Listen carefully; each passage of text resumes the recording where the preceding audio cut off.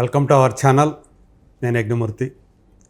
వైసీపీలో ఇప్పుడు చెవిరెడ్డి భాస్కర్ రెడ్డి ప్రవర్తన చాలామంది ఆ పార్టీ కార్యకర్తలకి నాయకులకి రుచించటం లేదని, స్వయాన జగన్ ఆయన మీద ఆగ్రహంతో ఉన్నారని ఒక ప్రచారం నడుస్తూ ఉంది. ఎందుకు ఈ ప్రచారం వచ్చింది, ఏంటి, ఎందుకని చెవిరెడ్డి భాస్కర్ రెడ్డి ఒక విషయంలో మౌనంగా ఉన్నారు? ఈ అంశాలని చర్చించడానికి మనతో పాటు ఉన్నారు సీనియర్ జర్నలిస్ట్ అలాగే విశ్లేషకులు జగదేవ్ గారు. నమస్కారం జగదేవ్ గారు. నమస్తే సార్. ఈ మధ్య జనసేన ఆవిర్భావ సభ జరిగింది.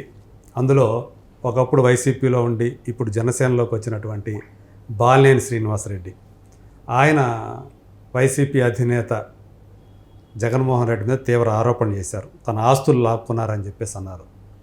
మరి ఆయనకి కౌంటర్ ఇవ్వాల్సిన బాధ్యత చెవిరెడ్డి మీద ఉంది. ఎందుకంటే ఆయన ఒంగోలు వైసీపీకి ఆయనే ఇప్పుడు ఇన్ఛార్జి. కానీ ఆయన బాలినేని ఏదైతే మాట్లాడాడో, ఏవైతే ఆరోపణ చేశారో వాటి మీద కనీసం స్పందించలేదు, మౌనంగా ఉన్నారు అని ఇప్పుడు వైసీపీ కార్యకర్తలు, నాయకులు ఆయన మీద ఆగ్రహం వ్యక్తం చేస్తున్నారంటూ ఇప్పుడు ప్రచారం జరుగుతూ ఉంది. స్వయంగా జగన్ కూడా ఆయన పిలిపించి మాట్లాడినట్టుగా కూడా తెలుస్తుంది. అయినప్పటికీ కూడా జగన్ చెప్పిన తర్వాత కూడా ఆయన మౌనంగానే ఉన్నారనేటువంటి మాట వినిపిస్తుంది. సో ఏమంటారు ఈ విషయంలో? ఇందులో ఆశ్చర్యంగా అయితే నాకేం అనిపించట్లేదు. ఎందుకంటే విజయసాయిరెడ్డి లాంటి వ్యక్తి, అంటే జగన్మోహన్ రెడ్డి గారు విజయసాయిరెడ్డి గారు వేరు అంటే మనం అనుకోలేం. ఇద్దరు ట్విన్స్ అంతే, కవలలు. అది పార్టీలో అయినా కేసుల్లో అయినా A1 A2 లేదా నెంబర్ 1 నెంబర్ 2. సో అటువంటి వ్యక్తే పార్టీకి, సభ్యత్వానికి, ఎంపీ పదవికి రాజీనామా చేసి వెళ్ళిపోయారుగా. అంతకుముందు సొంత చెల్లి, కన్న తల్లి వాళ్ళు కూడా వెళ్ళిపోయారుగా. సో ఇట్లాంటివి జరుగుతూనే ఉన్నాయి. అంటే ఒక పార్టీ ప్రభుత్వాన్ని కోల్పోయిందంటే జంపు జలాలు కామన్. అయితే సొంత కుటుంబం వ్యక్తులు, మీరు అన్నారే బాలినేని గారు మొన్న జనసేన ఆవిర్భావ సభలో మాట్లాడారని. బాలినేని గారు కూడా దూర బంధువు, విజయమ్మ గారి అదే చిన్నమ్మమ్మ, ఇది చిన్నపిన్ని గారి వైపు రిలేషన్, ఆయన సమీప బంధువే, చాలా దగ్గర బంధువు. పైగా అంటే జగన్కి అత్యంత సన్నిహితులు మెలిగిన వాళ్ళు. ఎగ్జాక్ట్లీ, అవును. ఈవెన్ 11లోనో 12లో పార్టీ పెట్టినప్పటి నుంచి జెండా మోసిన వ్యక్తుల్లో ఒకరు ఈయన బాలినేని గారు. సో అటువంటి వ్యక్తే పార్టీని వీడి జనసేనలో చేరడం, జనసేన ఆవిర్భావ సభలో జగన్మోహన్ రెడ్డి గారి గురించి అంటే ఇంకెవరు మాట్లాడడం మనం పట్టించుకోపోయేవాళ్ళం కాదేమో. మీరు అన్నట్టు సమీప బంధువు ఒకరు, జగన్మోహన్ రెడ్డి గారి క్వార్టరీ చుట్టూ ఉండే ఒక 10 మందిలో ఈయనొకడు. ఆయన కూడా ఆ క్వార్టర్లో సభ్యుడే, బలమైన సభ్యత్వం ఉన్నవాడే.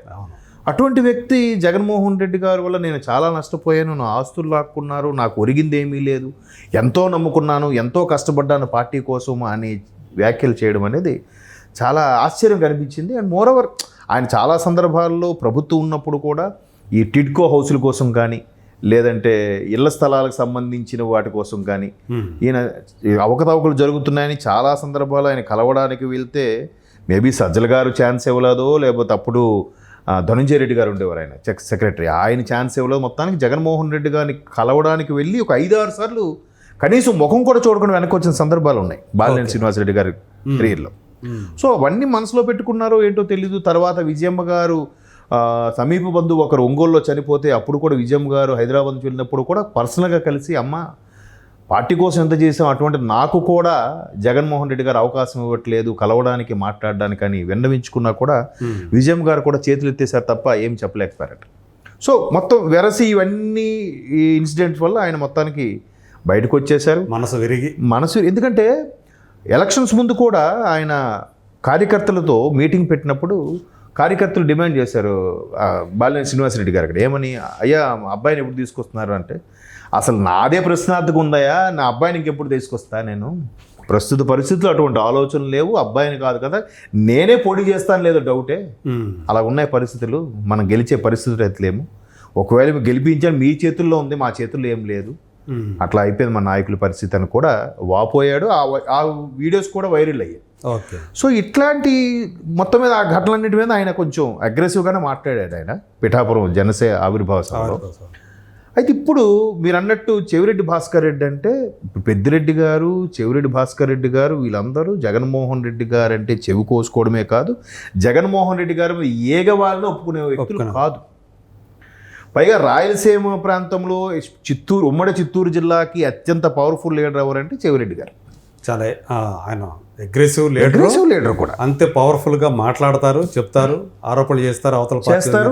కార్యకర్తల్లో కూడా ఒక మంచి గుడ్ విల్ ఏంటంటే ఉమ్మడి చిత్తూరు జిల్లాకు సంబంధించి ఆయన దగ్గరికి వెళ్ళామంటే ఏ పనైనా అవ్వాల్సిందే. అవతల కలెక్టరా ఎవరు ఏదైనా కూడా మీరు అన్నట్టు అదే అగ్రెసివ్గా ఫోన్ మాట్లాడి స్పీకర్ ఆన్ చేసి మాట్లాడతాడు ఆయన. చాలా ఇదిగా ఉన్న వ్యక్తి. అటువంటి వ్యక్తి అసలు జగన్మోహన్ రెడ్డి గారి మీద ఏగబాలిన వెంటనే స్పందించే వ్యక్తి ఏం మాట్లాడలేదు.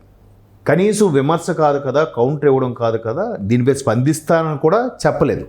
పైపెచ్చు అధిష్టానం తాడేపల్లి నుంచి కొన్ని సిగ్నల్స్ వెళ్తుంటాయి ప్రతి ఒక్కరికి కూడా, ప్రతి జిల్లా ఇన్ఛార్జికి లేదంటే నియోజకవర్గానికి కూడా ఇక్కడ పలానా వ్యక్తి ఇలా మాట్లాడారు, మీరు ప్రెస్ మీట్ పెట్టి అది మాట్లాడండి, కంటెంట్ ఇది వెళ్తుంది. ఆ కంటెంట్ ప్రకారం ఎవరు ఓన్ స్టైల్ మాట్లాడతారు. కొడాల నాన్నగారు అయితే డాష్తో మాట్లాడతారు, కొంచెం అంబటి రాంబాబు గారు అయితే కొంచెం కవిత్వాన్ని జోడించినట్టు మాట్లాడతారు. ఎవరు స్టైల్ వాళ్ళు వ్యంగ్యం జోడించడం. బట్ చెవిరెడ్డి గారు మీరు అన్నట్టు అదే అగ్రెసివ్గా మాట్లాడేది చేస్తారు. బట్ తాడేపల్లి ప్యాలెస్ నుంచి సిగ్నల్స్ వెళ్ళినప్పటికీ బాలినేని మీద స్పందించండి మాట్లాడినప్పటికి కూడా ఆయన మాట్లాడలేదు. ఎందుకు మాట్లాడలేదు అంటే మీరు అన్నట్టు బాలినేని గారు లాంటి పరాభవమే ఈయనకి జరిగిందా, లోపల జరుగుతుందా? మరోవైపు చెవిరెడ్డి గారికి పెద్దిరెడ్డి గారికి కూడా కొన్ని ఇష్యూస్ ఉన్నాయి. ఈయన పెత్తనాన్ని పెద్దిరెడ్డి గారు ఎక్కడా కూడా ఈయన బైక్ రాకుండా తొక్కేశారనే వార్తలు కూడా ఉన్నాయి. దానివల్ల కార్యకర్తల్లో కూడా అయ్యా మన పరిస్థితి ఏంటి అని చెవిరెడ్డి గారు ప్రశ్నిస్తున్నారు. చెవిరెడ్డి గారు అటు పార్టీని వేడలేక, పార్టీలో కొనసాగలేక స్తబ్దుగా ఉండిపోవాల్సిన పరిస్థితి ఏర్పడింది. అంటే ఇంకో రకంగా కూడా కొన్ని ప్రచారం వచ్చింది. ఏమిటది? బాలినేని గారు ఏదైతే ఆరోపణలు చేశారో అలాంటి అనుభవమే చెవిరెడ్డి గారికి కూడా ఉంది, అందుకనే దాని మీద ఏం మాట్లాడతాడు అనేటువంటి ఇది కూడా నడుస్తా ఉంది. అదే ఇప్పుడు మీరు అదేదో అంటారు చూసారా, సాధు రాసుకుంటే బూడిద రాలేదు అన్నట్టు ఈయన వెళ్ళి చెప్పుకోవడం పడితే డోలెల్ని మధ్యలతో మొరపెట్టుకుంది అన్నట్టుగా ఇంకా ఆయన ఏం మాట్లాడగలుగుతాడు? నా పరిస్థితి కూడా అదే కదా. కానీ స్థానికంగా ఉండే వైసీపీ అభిమానులు ఏమంటున్నారు, చెవిరెడ్డి భాస్కర్ రెడ్డి గారు బాగా వెనకేసుకున్నాడు ఆయన, ఇప్పుడు ఒకవేళ నోరు చేసుకుంటే ఎక్కడ కూటమి ప్రభుత్వం ఆయనకి ఇబ్బంది పెడుతుందో, అరెస్టుల పర్వం అంటుందో భయంకి నోరెత్తట్లేదు అనే వాళ్ళు కూడా ఉన్నారు. కానీ ఎక్కువగా వినిపిస్తున్న మాట మీరన్నదే. బాలినేని ఏదైతే విమర్శలు చేశారో నెక్స్ట్ వికెట్ చెవిరెడ్డి గారిదే అని కూడా వార్తలు ఉన్నాయి. ఎందుకంటే మొన్న తిరుపతిలో ఆయన ఎవరు మాజీ మున్సిపల్ చైర్మన్ మర్చిపోయాను, ఆయన తర్వాత రోజా గారు మీటింగ్ పెట్టి వైసీపీతో అందరితో కూటమి ప్రభుత్వం అరాచకాలు, పథకాలు సూపర్ 6 సరిగా అమలు చేయట్లేదు అనే దానికి చెవిరెడ్డి గారిని పిలిచినా కూడా ఆయన వెళ్ళలే. పైపెచ్చు పెద్దిరెడ్డి గారి వస్తారేమో అందుకే నేను వెళ్ళలేదని కూడా ఆయన సన్నిహిత కార్యకర్తలు చెప్పారండి. అంటే ప్రతి దగ్గర కూడా ఇంటర్నల్గా ఆధిపత్య పోరు ఉంటుంది. కాకపోతే జగన్మోహన్ రెడ్డి గారికి అంత సమీప బంధువైన బాలినేని గారు అంత ఘాటుగా విమర్శించినప్పటికీ కూడా చెవిరెడ్డి గారు స్పందించకపోవడం అనేది, అంటే అందరూ ఏంటి దారుణం, చెవిరెడ్డి అన్న ఎంత ఇది కదా, జగనన్నకి ఆయన క్వార్టరీలో చుట్టూ ఉండే వ్యక్తుల్లో ఈయనొకడు కదా, ఏం మాట్లాడలేదంటే నాకైతే ఆశ్చర్యం కనిపించలేదు. ఎందుకు అనిపించలేదంటే విజయసాయిరెడ్డి గారు, షర్మిలమ్మ కంటే వీళ్ళందరూ ఎక్కువేం కాదు కదా. సో ఇవాళ ఈయన, రేపు చెవిరెడ్డి గారు, ఎల్లుండి ఎవరో. కాకపోతే అంటే ఎవరైతే గత ప్రభుత్వ 5 ఏళ్లలో ఎక్స్ట్రీమ్ లెవెల్కి వెళ్ళి బిహేవ్ చేశారో, ఎక్స్ట్రీమ్ లెవెల్కి వెళ్ళి తల్లిని, భార్యని, బిడ్డల్ని విమర్శించారో వాళ్ళందరూ కూడా అయితే రాజకీయ సన్యాసం లేదా మౌనం వహించాల్సిన పరిస్థితి, లేదా స్తబ్దుగా అలా ఉండిపోవడమే. ఎవరేమన్నా ఇలా విన్నామా, ఇలా వదిలేసామా అన్నట్టుగానే ఉన్నారు. మేబీ మరి జగన్మోహన్ రెడ్డి గారు పొమ్మని లేక పొగబెడుతున్నారని టాక్ కూడా వచ్చింది. సో అందుకే కొంచెం ప్రెజర్ చేస్తే చెవిరెడ్డి ఓపెన్ అవుతాడా, విమర్శిస్తాడా, లేదంటే పార్టీని వీడుతాడా అనే దాని మీద కూడా కొంత చర్చ నడుస్తుంది. ఆయనకు అనుకూలమైన మీడియాలో కూడా ఈ రకమైన వార్తలు వస్తున్నాయంటే ఇది కొంచెం ఆలోచించాల్సిందే. జరుగుతుంది అంతే. ఓకే అండి, థ్యాంక్ యూ.